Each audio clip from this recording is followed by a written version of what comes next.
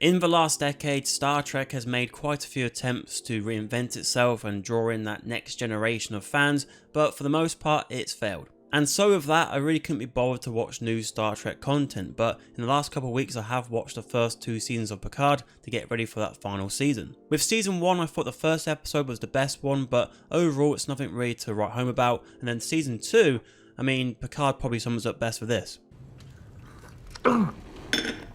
What the hell is this? So with Star Trek Picard on its knees, we now have the 3rd and final season, and with the first episode you can already tell that they're trying to appease the fans because there is a lot of stuff here which will get those nostalgia juices flowing. Whether it be the intro and credits, the more traditional soundtrack, or that the legacy characters are now more front and centre, it definitely does feel more closer to home. Even in the first 10 minutes we see Beverly Crusher return as she sends a "help me Jean-Luc Picard, you're my only hope" type of message, and then we see Picard in his home going through his mementos, so we can see straight away that it's out with the new, in with the old. Picard leaves Laris to investigate, but not before they have a little kiss. That's a polite way of saying I tapped her like a pony keg. Picard meets up with Will Riker and it looks like he's moved away from burning pizzas and is now going to be more of a main character in this last season. And with these two being that centre pair, it means that they can really delve into those references when it comes to the comedy, and we've already seen that a couple of times.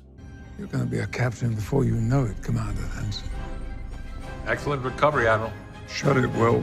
As I go on board the Titan, we find out that Seven is now a commander, and we also get introduced to Captain Shaw.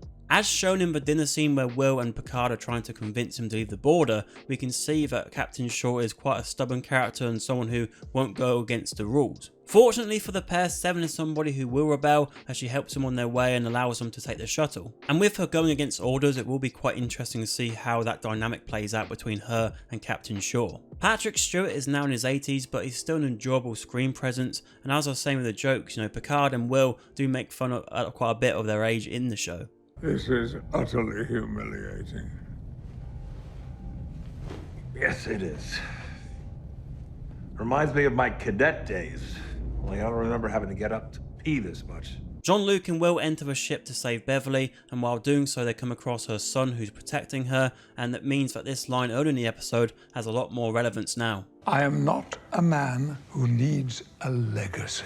We find Beverly in the cryo-freeze chamber, and then the episode ends with a menacing looking ship approaching. And with that cliffhanger, it sets up nicely for the next episode. But something I haven't talked about yet is the B storyline with Raffi. As she goes to a nightclub, we find out that Seven left her and she is now out of Starfleet, but she finds out something about the Red Lady and goes to investigate. And as the episode continues, she investigates further and finds out that the Red Lady is linked to Frontier Day, and then we witness that horrific terror attack. And so with that, we've got this, also that ominous looking ship as well in the A storyline, so there's plenty here where you're wanting to see more and wanting to see where this story is going to take us. I will say though, I'm a bit cautious that they will go heavy handed with the nostalgia as the season goes on, but as long as it has a good story, then that won't matter too much, because what we've seen in some films in the past is that they rely too much on that nostalgia. It's great having it there if it works alongside a great story, and I think I'm promised with what we've seen so far that this could be a really lovely swan song for the next generation. If, however, you're someone who's not up to date with Picard,